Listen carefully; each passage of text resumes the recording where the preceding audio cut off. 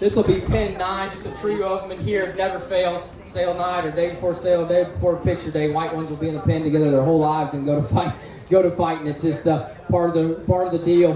Right here we've got the 41 4 gilt. That's a Neighbor Boy Cracker Cookie. Her mom and herself would have been the champion overall York in 2020 that Jesse Rawls would have showed. Real similar in terms of type and kind of this gilt, in terms of being a little more immature in terms of body cavity and type, but way high-headed and sharp-looking. Good hip and hind leg. I think her end days are going to be her best days, just in terms of she gets time to mold down and chub up and build into that frame in terms of all that. But again, that's 41-4. That's a Neighbor Boy on Cracker back in the old Cookie Sow. And the other solid white gilt there is a 46-8. We've talked some of those 46s. We'll see some more here in a bit. That's a Neighbor Boy Cracker. Again, that's a very dense animal. When you read her in terms of her front foot, her forearm, her hind legs dense, her skull's dense, and she's got good rib and body cavity. I think that's a really neat gilt just in terms of the extras and density that she brings to the table.